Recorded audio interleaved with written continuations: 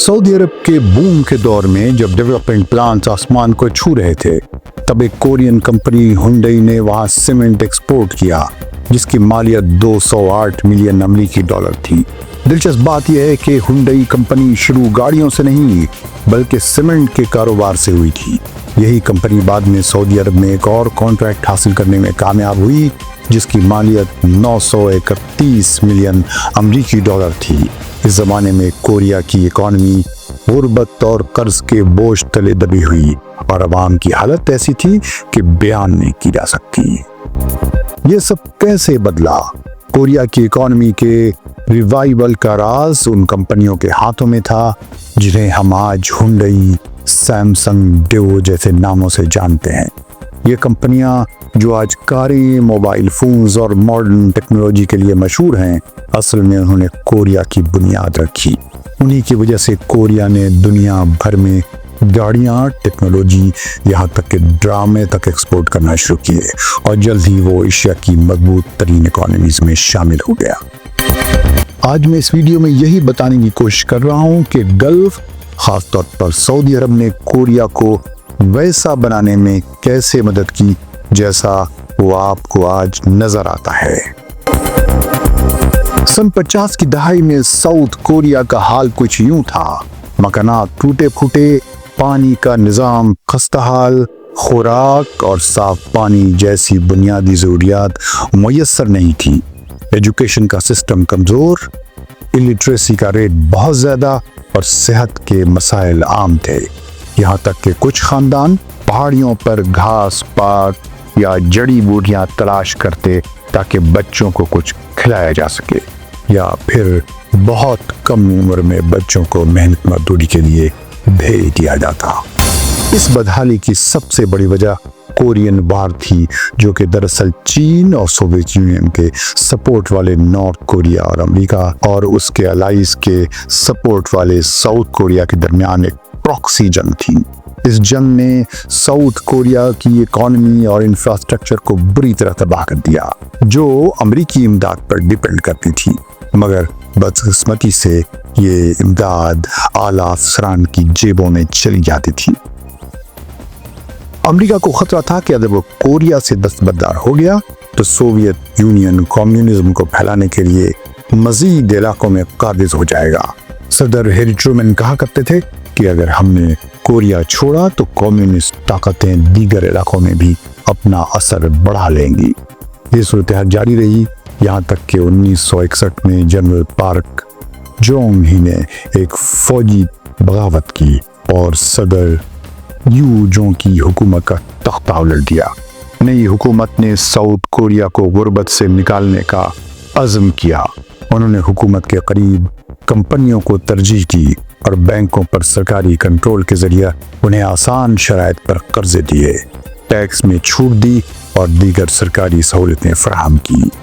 हुकूमत ने इन कंपनियों को बड़े डेवलपमेंट प्लान सौंपे और यूं ये कंपनियां कोरिया की इकॉनमी की रीढ़ की हड्डी बन गईं। 1965 में साउथ कोरिया ने जापान से सफारती ताल्लुकात बहाल किए, जिसके बदले में जापान ने $300 मिलियन का मुआवजा हासिल किया। हुकूमत ने फौरन ये रकम उन्हीं कंपनियों के डेवलपमेंट प्लान्स में लगा दी। इसी दौरान अमेरिका वियतनाम वार में उलझा हुआ था। कोरिया के सदर पार्क ने ये मौका गनीमत जाना और अमेरिका को पेशकश की कि अगर वो चाहे तो कोरिया के फौजी लड़ने को तैयार हैं।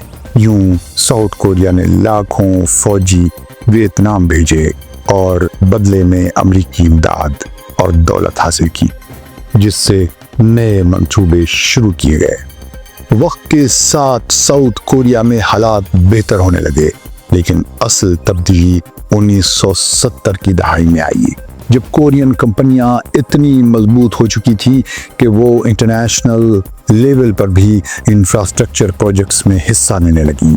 इस तरक्की की सबसे बड़ी मिसाल हुंडई की कहानी है, जो पहले कंस्ट्रक्शन के कामों में महारत रखती थी। बाद में कंपनी ने कारों की तैयारी शुरू की और 1975 में हुंडई पोनी कार मार्केट में आई, जो साउथ कोरिया में तैयार की जाने वाली पहली मास प्रोड्यूस्ड कार थी। इसी दौरान अरब गल्फ के ममालिक, खासतौर पर सऊदी अरब, तेल की दौलत से माला माल हो रहे थे। अक्टूबर वार के बाद जब इसराइल की हिमायत करने वाले ममालिक पर ऑयल एम्बार्गो लगाया गया तो तेल की कीमतें आसमान को छूने लगी और यूं गल्फ हुकूमतों ने इंफ्रास्ट्रक्चर पर बड़े पैमाने पर सरमायाकारी शुरू की। ये मौका साउथ कोरियन कंपनियों ने गनीमत जाना और सऊदी अरब गल्फ के दूसरे ममालिक और इराक के कॉन्ट्रैक्टिंग सेक्टर में कदम रखा। एक अहम मंसूबा जुबैल इंडस्ट्रियल सिटी की बंदरगाह था जो ईस्टर्न सऊदी अरब में है। ये मंसूबा दुनिया के सबसे बड़े इंडस्ट्रियल शहरों में से एक है जिसका सऊदी अरब की जीडीपी में हिस्सा 7% तक है। इस प्रोजेक्ट में कई कंपनियां शामिल थीं जिनमें हुंडई भी थी, जबकि निगरान कंपनी बेक्टेल थी जो कि एक अमरीकी देव हैकल कंस्ट्रक्शन फर्म है। जुबैल का ये मंसूबा 30 साल से जायद अरसे तक जारी रहा और आज ये इलाका सऊदी अरब में पेट्रोकेमिकल इंडस्ट्री का दिल माना जाता है। हुंडई ने इसमें बंदरगाह की एक खुदाई का काम किया। उस वक्त ये मंसूबा दुनिया के सबसे बड़े इंफ्रास्ट्रक्चर प्रोजेक्ट्स में शामिल होता था और इंटरनेशनल कंपनियां उसके हुसूल की दौड़ में शामिल थी। हुंडई ने 931 मिलियन अमेरिकी डॉलर का कॉन्ट्रैक्ट हासिल किया। इसी दौरान हुंडई सीमेंट ने सऊदी अरब को सीमेंट की एक्सपोर्ट से 208 मिलियन डॉलर कमाए और कंपनी ने अपने मुनाफे को गाड़ियों के कारखाने में सरमायाकारी करने के लिए इस्तेमाल किया। हुंडई मोटर्स के पहले प्रेसिडेंट जेंग जो यंग वही शख्सियत थे जो हुंडई सीमेंट के भी प्रेसिडेंट थे। अरब गल्फ के ममालिक और कोरिया का रिश्ता सिर्फ सीमेंट या कंस्ट्रक्शन तक महदूद नहीं रहा। गल्फ की हुकूमतों ने लाखों कोरियन मजदूरों को अपने मुल्कों में बुलाया जो डिसिप्लिन, महारत और वक्त की पाबंदी के लिए मशहूर थे और उनकी लागत भी निस्बतन कम थी। हुंडई के अलावा सैमसंग और डेवो ने भी गल्फ में 4 बड़े डेवलपमेंट प्लान्स मुकम्मल किए। अगरचे आज सैमसंग इलेक्ट्रॉनिक डिवाइसेस और डेवो कारों के लिए मशहूर हैं, लेकिन उनकी शुरुआत भी बंदरगाहों, पुलों और शाहराहों जैसे बुनियादी इंफ्रास्ट्रक्चर के मंसूबे से हुई। कोरियन कंपनियों ने साबित किया कि वो यूरोपीय और अमेरिकी कंपनियों के मुकाबले में बेहतर मेयार, कम कीमत और वक्त की पाबंदी से बड़े मंसूबे मुकम्मल कर सकती हैं।